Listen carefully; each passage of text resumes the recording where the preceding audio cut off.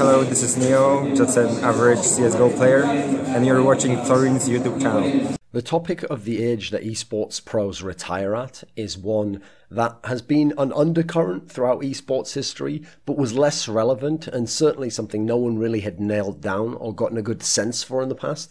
Like, you could obviously draw an average age and say, okay, it's usually going to be like maybe 23, 24 for a lot of pros, or they're going to have hit their peak in their early 20s, their late teens. Obviously, we've had a number of teenagers become the best player in the world or one of the all-time great players while still 15, 16, 17. So it seems like a young man's game, and as people get older, they tend to drift out of the scene. But a lot of that in the past was purely due to their own choice. People who could have kept playing didn't want to anymore. They had something else in life that instead was drawing them, or that they wanted to go and complete, or for social reasons. They felt like they shouldn't be playing games anymore. They should get a job. They should go and do some higher education, whatever it might be. But this is a topic that in an era where people are making fabulous salaries to be top pros, much higher than many real world jobs that they probably would get if they'd just gone through the traditional path, you then have all these pros talking about it, ruminating on it, fans speculating on it. And so it's something we should discuss, because you have in CSGO, you have a player like Scrilluminati considering retirement at only age 24, and in a game where you can make, let's see, you could make 5 figures a month to play the game, and then you've got prize money, and then you've got the chance to be a famous pro, and then in the future perhaps you could even pick up personal sponsorships, and you can do content creation, you can have your own YouTube channel. There's all these possible, this whole vista, this horizon of possibility that's opening up, and yet these players are considering retirement. Obviously other CSGO pros, you think of some of the latter day NAP players, Get Right, getting up there in age. You think of someone like Fallen from SK Gaming, obviously the Virtus Pro players, not just Taz, Neo, players who've played for over a decade. We're talking like a decade and a half at this point in time. But you've got people like who are actually later to the game, but are older themselves now. They're people like Pasha is now 30 years old. People don't speculate, oh, Pasha should just go to the second best team. He should go to AGO, or he should go to Kingwin. I mean, actually, AGO is better than Virtus Pro, right? But in terms of prestige, he should go to these teams and keep playing. People say, no, what he should do is he should just retire from Virtus Pro, and he should become a streamer, and he should just make money that way. Which, personally, by the way, I don't think so. I think he can keep playing. I think he can play for another team. But this is the mindset people have. Like, when you're 30, can you keep being a good player? Can you ever improve? People are kind of decided that no. You think in League of Legends, you had many really good players retire at 23. Dyrus, I think, was about 23 when he acquired a veteran pro. It always remained relevant throughout many, many years, like half a decade. Think of some of the Koreans, Cloud Templar, etc. Ambition is on the verge of retirement, seemingly, a number of occasions. Especially in the Korean scene, it seems like when you get married and when you get a bit older, you naturally get transitioned to a coaching role of it. It's not even necessarily about your skill level. People just have a notion that the age is a signpost saying, you know, get off this ride somewhat soon. So the notion that you are too old in esports when you're in your late 20s, right? It's obviously true in a relative sense, because if you draw an average of when most pros retired or moved on or just weren't good enough to compete anymore, yeah, it's going to be like mid-20s, and then there are a few exceptions going into the latter half of your 20s. There aren't many that were able to stick around that long, and most people's peak as an individual player probably was when they were about 21 or 22, assuming they got a good start in the pro scene, maybe when they were in their late teens. But in an objective sense, it's absolutely not true. I mean, the idea that in your late 20s, you'd just be completely done in some kind of a sporting or competitive discipline, you couldn't continue on, you couldn't even improve or open up new levels of ability to compete and win in the game using your experience and other mechanical aspects that you've worked on and refined. That doesn't seem to fit with sports. It doesn't even seem to fit with competitive disciplines like chess, poker, etc. It doesn't really seem to fit with anything except esports. So as a result, that makes me feel like that's only a relative thing to esports and the circumstances that were around esports. I feel as though in an objective sense, there definitely should be a lot more longevity to this, and there will be as the future goes on. It's just that circumstances colluded in the past to make it the case that you had to kind of retire on this time, or you were pushed out, or you had something else luring you elsewhere and you chose to leave voluntarily. Unlike top professional sports, where typically you only leave when you've had enough because you've won so much and you're much older, or you've got to the point where you've just made enough money, you don't need to work anymore, or you actually just aren't good enough, or final option, you are injured, you cannot play anymore, and you would like to play as a top pro and make millions, but you can't anymore. You're done. You've ripped your ACL, you've torn your hamstring, whatever it might be, and people feel like you'll never come back at the same level. One of the issues with esports, is that especially in the eras since we had decent salaries, so I'm thinking like mid-2000s on, right, it was always true that the elite players in most games, just for their own self-satisfaction and drive to be the competitive drive to be the best, actually did practice immense hours, but they did that out of choice. Now, in the days of decent salaries, you're talking like mid-2000s onwards, it became de facto, especially obviously in Korea, where you actually were mandated by KESPA, I believe, to play 12 hours a day if you're in the StarCraft team, and therefore the elite players played 4 hours on top of that. People like Jaedong Flash were playing 16 hours a day. But even in the West, you had people playing Counter-Strike 8 hours a day, and you had people practicing 5 or 6 hours a day and then getting 2 or 3 hours extra, and some of them going even above and beyond that. Players like Neo, players like Get Right, you think of these sorts of names, Kogu. You were in a situation where people have for a long time now been practicing at a level which, if you were to look at a traditional sport, only happens when you get the best players of all time who are also immensely driven. Like top basketball players practice an hour or two and then they play a game every day or two, and they have a lot of downtime. They get to live in a mansion, they get to live with their family at home, they get to have a home life, they get to have lots of fun hobbies on the side. You see some of them are into gaming, some of them are into movies or whatever. They might have their own movie theater inside their house like Shaq does.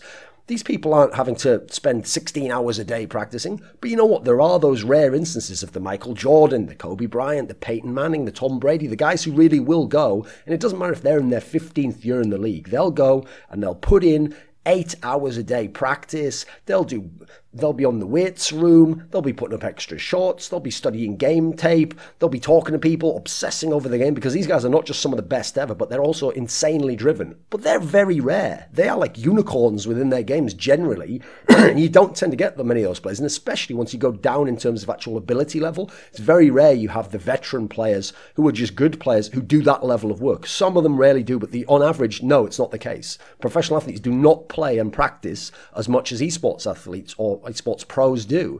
And so one of the reasons why, a very good reason, is that aside from those players who are just intensely driven, most teams and most sports coaches would tell you not to practice this much. I mean, we've seen, because these are physical sports, they have limitations. You will get injured. You will wear yourself out. You actually might not be able to handle the mental stress and strain of practicing that much, and especially not just practicing that much and making yourself do it, but then not having a personal life, having to sacrifice. If you listen to people like Kobe Bryant, they will absolutely tell you, I sacrifice my personal life. I don't go out with friends. I don't go and see this movie here. I don't go and do this thing that would be fun over here. I'm having to come to the gym every day at 4 in the morning. I'm going to have to get up at a certain time. I'm having to miss a certain social engagement so that I can get my hours and get my shots up because I'm going for gold. Now, that's not the case. Now, in esports, unfortunately, people aren't all doing it for that reason. So the problem is, in physical sports, we know you shouldn't practice that much generally, because not only would it wreck you mentally, but it'd wreck you physically. And since the physical component is so important to sports, your team doesn't want you to practice that much oftentimes. And so they won't advise it. They won't mandate it. It's not expected of you. You can go above and beyond if you happen to choose to do so. Now, the problem in esports is we don't know the impact or the effect of playing 8 hours a day. We definitely don't know the impact of playing 14, 16 hours a day. I once did an interview with a player called Snoot. I'll see if I can find it. Might have been a text interview, unfortunately. And he basically told me that he at one point in time, because the Korean StarCraft 2 pros, he knew they practiced like 10, 12 hours a day. He decided every day I'm going to try and play. I think the number was 50 games of StarCraft 2. Now, yes, a game can sometimes be 10 minutes. I mean, he was Zerg, so you can do it like a 6-pool. But most games, 20, 30 minutes. He was going to try and play something ludicrous, like 50 games in a day. And he said he would just make himself do it. He would get up and he'd do it. And even if on some days he didn't want to do it, he would make himself do it. And it got so bad that not only was his brain in a totally different state and he was like just pushed to the absolute limit, but he even just started to have like dreams where he would just be dreaming of like a StarCraft game and go, and then they're attacking me and I've got to go. And he just, it almost like broke his sanity, basically. It pushed him to the mental limit and the edge. Now, with that said, he became a much better player and he improved massively in the year that he did that. But at what cost? What did it cost him? What was the effect on it? I mean, years after that, he actually had a big dip in form where he had a lot of issues recovering his ability to play once he was in a top team and he was now established as a top player. So no one really knows what's going on here. And then you look at the Koreans and people want to hold them up as the example, put them on pedestals and go, look, we should all practice 12 or 14 hours a day. No. Like, as I've said, That used to burn Koreans out. They did it because, first of all, they were mandated by KESPA, 12 hours a day. And then, because everyone's doing 12 hours a day, even the bad players in your team, if you are a star player and you have the responsibility of carrying your team and representing your org and having a massive salary and a lot of investment and people putting their hopes and dreams into you and coaching you, you feel the expectation to practice even more to show people, to be like Mata and some of these others who had insane practice in League of Legends, and to play 16 hours a day. I mean, I think it was Hart from Samsung Blue they were saying was playing 16 hours a day and was sleeping like 4 or 5 or something ludicrous like that, which can't be healthy for you. It can't be maintained for 10 years, 15 years in a row and have a full career doing that. You're not going to be able to do it. You are going to get burned out. And quite frankly, as fabulous as the light produced from these Korean pros burning themselves out and the amazing excellence of StarCraft Brood War and Korean League of Legends and some of the amazing accomplishments they had in their primes, yes, to paraphrase Christopher Hitchens, yes, maybe it gave off a lovely light, burning the candle at both ends, but it has its cost and it will reduce the lifespan of your career. It might even reduce your real lifespan. You might end up being someone who doesn't live as long. And I mean, people say sleep is actually a massive component of how long you live. And so, well, you actually have to get in a sweet spot. If you go slightly over, apparently that also kills you. So who the fuck knows, right? But one of the main reasons I've personally always thought that pros in games like Korean Brood War and League of Legends would fade after a couple of years, unlike other esports games, was actually not just because of how competitive it is and the game changing. Those are certainly factors to consider in a multivariate analysis of this. But one factor I always thought was the burnout. People just can't maintain this. Even if they can do it, the stress that can happen, you can break mentally. But whereas in the real life, you see the person's got a torn ligament or their arm's hurting or they've got bumps and bruises or it's gone black and red somewhere. You don't see that inside the brain. You just think you see a normal person. Hey, you can keep practicing. Hey, get back to work, mate.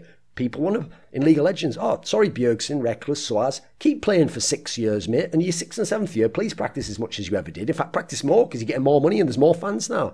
This is a really bad situation. There's also in the Korean scene the factor that people never consider that since they had their military service, which is mandatory in Korea, looming above them, they knew that, first of all, most of the time they were deferring their military service every year to keep playing as a pro when they're 22, 23, 24. So as a result, the second they drop off or they feel like they can't do it anymore or they're burned out, they're going to say, right, fuck it, I'm going to go to the military. So they already have an instant get out and something not only drawing them towards it, but that they're thinking about in the back of their mind, almost chasing them, catching up to them their whole time in their career. Maybe they would play longer if they didn't have that and they could just be an okay player and a lesser player and they felt like they could still hang and there's no reason to have to go and do something. And when you go and do it, you know that that's probably the end of your pro career. If you go, you do that for a year, so not many people came back and were ever good or comparable to their peak before they had to go to the military.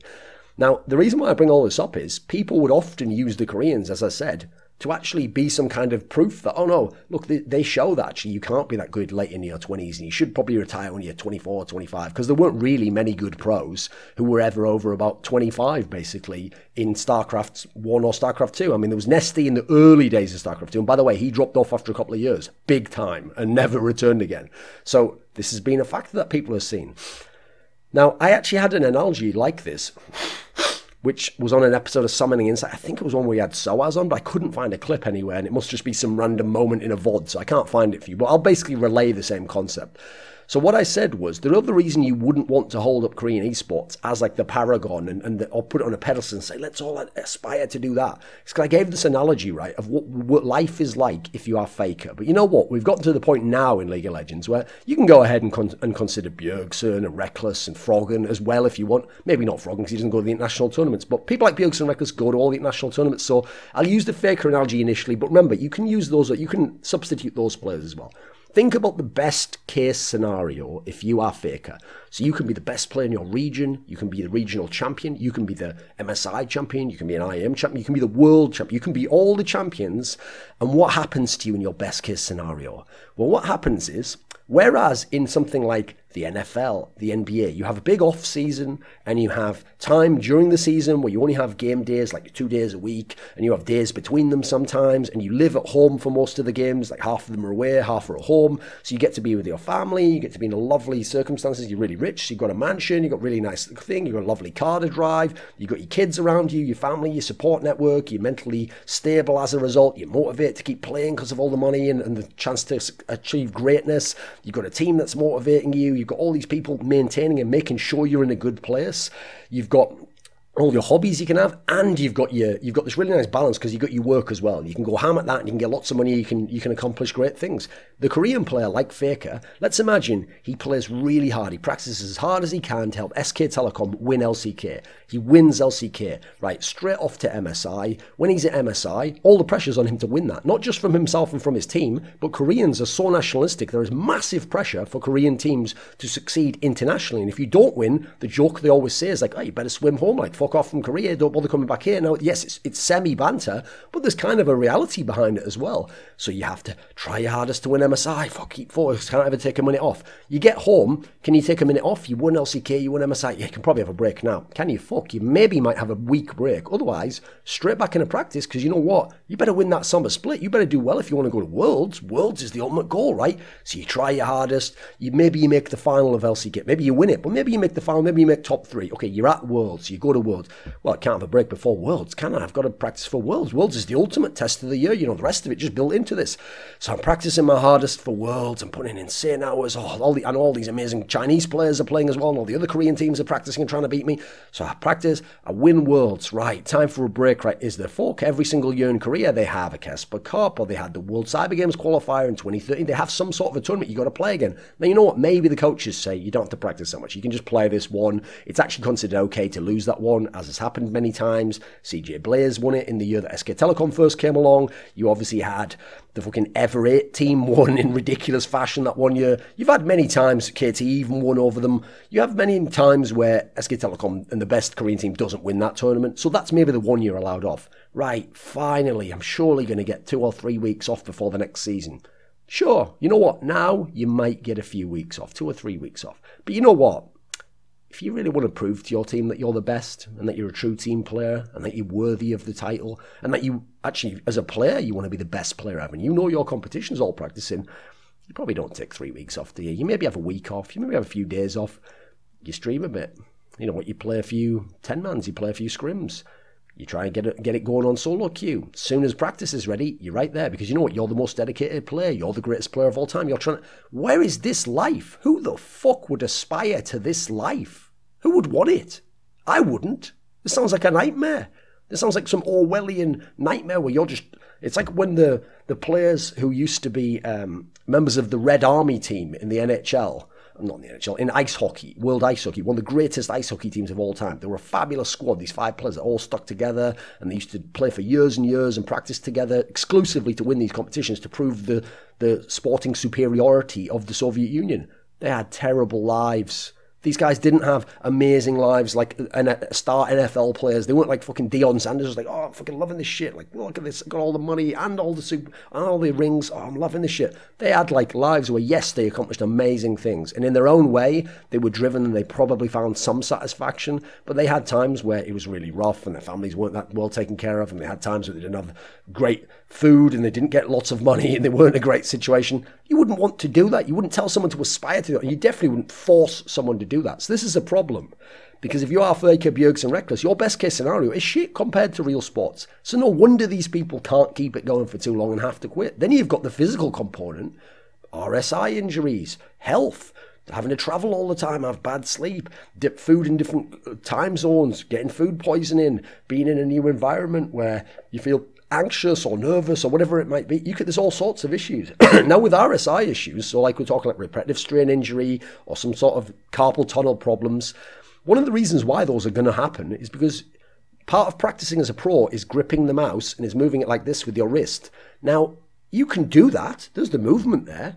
But your body isn't designed to do that all the time and to grip all the time. You're supposed to basically have an even amount, a balance with your muscles. You're supposed to use them, and then when you let go, the opposite thing happens to them. They open up again and come to the neutral position. You're not holding your mouse in a neutral position. You're holding your hand in a grip position all the time. And so even when you let go, your muscles are sort of still wound on really tight. That's why all the RSI things you do, like all the exercises, they're all about loosening off those muscles, helping them come back, making it so that you sort of balance them out and fix them. But people don't do those exercises most of the time. I know people have heard these stories, these videos that Dr. Levi, like, oh, do these exercises. I do them when I can.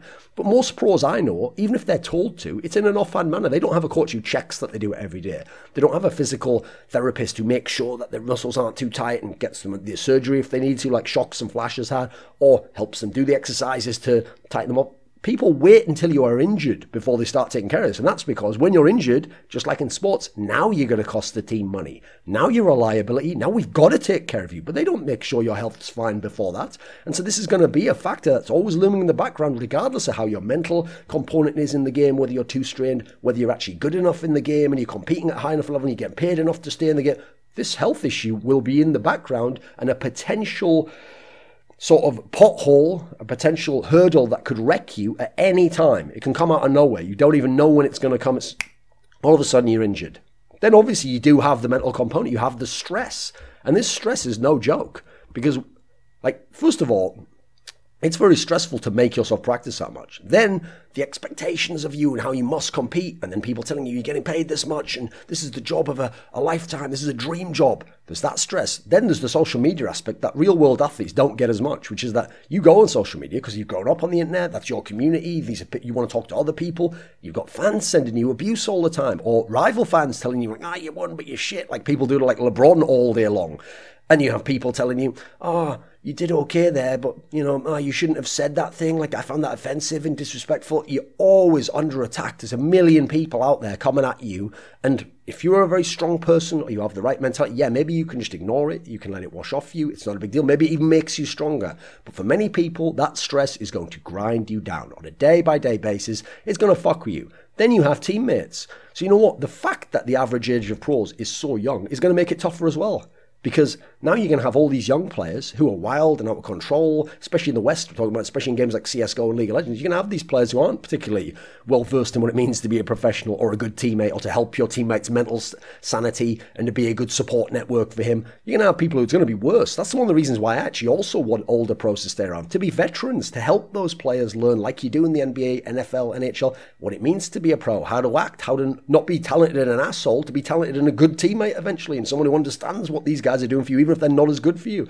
Instead, you end up in a scenario where you've got all these young teammates, and because you're cutting players that get old and you think can't cut anymore, you're keeping with the young teammates, the age is staying artificially young, and hence they don't tend to be as forgiving because they've never felt what it's like to have strains and stresses and to have a little dip in form. They think, hey, this guy's shit, get him out of here now. And so you only get those teams like the NIPs and the Virtus Pros who keep their players for a long time because they don't have a young core. They have an old core who go, right, we're going to take value in that. And by the way, you could also add nothing from Cloud9 here. To be fair, it doesn't always work that well for them. Sometimes they go too far the other way and won't take in the new talents because of the fact they don't want this wildness and to deal with that shit and to have emotional drama, etc. But then that costs them. So you don't even have a good blend at the moment. You have pros separated who are old and you have young pros in the other teams. And so you have these squads that are vastly different in age and you don't really have a good blend like you would in most professional sports teams. Then you've got to throw in, there are other life concerns. I mean, in your career, especially in the past, you didn't have the earning potential and the real long-term career path you can have now in esports. You thought, I can do this for a while, and if I'm really good, I'm enjoying it, and I'm making some money, so it's pretty cool, but I could go and make way more at this office job, or I could start working at my dad's company, or I could get that degree, and I could try and become an accountant, or a lawyer, or what doctor, whatever it might be. You thought that was your real career, this was your hobby, and it's cool that your hobby paid the bills for a while. There weren't the easy pivots that you have now. You couldn't go into coaching when you finished being a player. You couldn't be an analyst. You couldn't be on-camera talent or anything along those lines. So unfortunately, it wasn't seen in the past as a long-term thing. And so that glory of accomplishment driving you to play the game and the fun of playing the game, they do lessen over time. And as a result, when they lessen enough, people just quit and they say, I'm done. Or they let their game drop off and then eventually they get forced out the scene. Then obviously a factor people always bring up, but they bring up in a very weird way, is you're going to have a family eventually, right? You're going to have a long-term girlfriend instead of just being a loner and bachelor. You're going to have a wife one day perhaps. You're perhaps going to have children one day. Now people in esports bizarrely say, right, well you've got kids now, probably should retire, and just stay at home with them. That in itself, I think, is such a ludicrous concept because you don't say that to pro athletes. Like, they have a kid when they're 23. They keep playing for like 10, 15 years, depending on what the sport is. If it's the NHL, till like 40. You know why? Because first of all, you want a work-life balance. You don't want to be at home all the time with your family. That would be a nightmare. That's as stupid as being someone who doesn't get to go on holiday much and thinking, oh, wouldn't it be perfect? I could just live in the Bahamas and just be at a beach all day. You know what? You'd get bored as fuck after about 2 weeks. You'd think, what am I doing with my life? You'd even see people working. You'd go, oh, what's my purpose in life? I'm just on this fucking beach. That's all. I'm just atrophying away mentally and physically. Well, I've got to have a balance in my life. I've got to have something to go for, something to chase. I've got to develop my potential as a human. I've got to find new things that are interesting. I've got to do something. I can't just not do something. Not doing something's fun to balance out having done something a lot, but only not doing something sucks. Likewise, being at home with your family, you know what? I love my family. Wouldn't want to be around them 24 hours a day. That'd be a fucking nightmare. I want to see them occasionally. Some of them want to see daily, but even then, just some hours. Got to have a life balance in that particular sense, haven't you? So the idea that you want to spend all day with your family is already a ludicrous premise. And to be fair, the people making those comments are like 18, so they don't know what that's like. They've never been in that situation, so they imagine it's like that. If you're a 28-year-old man, you want to have time out the house. It's the reason why men famously in Western culture had a fucking study if you were upper middle class or upper class. If you were working class, you had a shed you went out to or a working man's club. This had nothing to do with excluding women and being like a weird loner. It was about having time away from the family sometimes and having to, it's like something to have a breath of fresh air in your mind and a way to balance out your life and not go fucking crazy because you're surrounded by these little cretins you've produced, right? You love them for a few hours. You don't want them around you 12 hours a day non-stop and with no break whatsoever, looking over your motherfucking shoulder while you're trying to read something.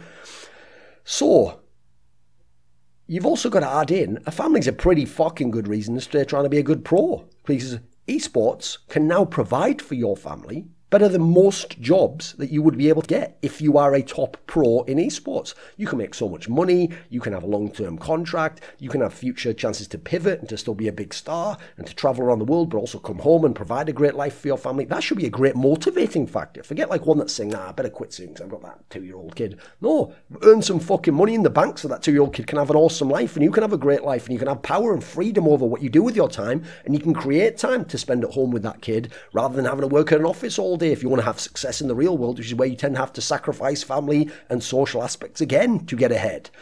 Then you finally got to consider, after all this, what do we come to as the real age that people should or will retire in esports once we get to the peak? Now, personally, I think it's a real tough one to tell because on the one hand, I actually could see it being older than sports. I could see someone being 50 and being amazing because there's not as much of a physical component, but there is still a physical component. And so the mechanical aspect, if it turns out that RSI things are inevitable if you play enough, and especially if people don't do the exercises, maybe there will be a limited span, maybe 30, 35, if you've played enough hours, will just be too much. At that point, you'll have to retire, you'll become too bad a player, the competition will be too high, and you'll just be forced out the scene, or you'll retire because it hurts too much and you don't enjoy the game as much. But there's a world in which, because the mental aspect is so big in this game, maybe it will be like chess, or it'll be like poker, and you can play to your 40, 50, and your experience will now start to win the game for you, as opposed to your raw mechanics. That's one of the reasons in sports people are amazing when they're 28 to 30. Their physical peak might be when they're 25, but what happens is their physical peak they hit, and they're still not the absolute best player. They don't win every single championship. So what they have to do is go, physical aspects are not enough to win me the game. Now I have to keep learning the mental game and I have to become a good teammate. And so even in the few years after your physical peak, which is when people tend to hit their overall peak as a player, I'm getting slightly worse physically, but I'm gaining all this knowledge of how to play the game efficiently, effectively, how to use my experience as a weapon against my opponent, how to study him, how to break him apart. I could see this being a case in esports, and you're going to get players who are 28 to 30 who are super driven and who are better than anyone 17 to 20 right now, better than any Simple, Twists, Nico, any of these fuckers who are super skilled, but they don't have the 10 plus years of experience. They don't have the ability to work with new teammates and always win the game and battle through and stuff. There'll be people like that. Now, you do have to consider the physical constraints, which will always be looming, and unlike other sports, might be more drastic and out of the blue. But I certainly don't think the current esports retirement age is set in stone or even necessarily makes sense when you analyse it. This video was supported by Dean Tanglis, Gardner Wilson, Andreas Snazore Westerlund, Alex Adams, Mikkel Hansen, Bash, Daniel Yordanov, Yordan Tsenkov, TTMXMP, VeXii, HawpT, Robert Baxter, Travis Greb, and a special thanks to Jerky's Minion.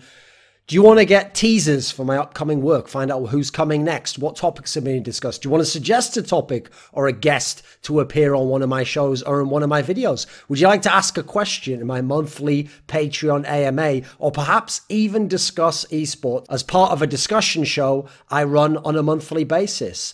Donators can also discuss the topics expounded upon in my videos with me and the other patrons on our Patreon page. All of this and more at the Patreon link below.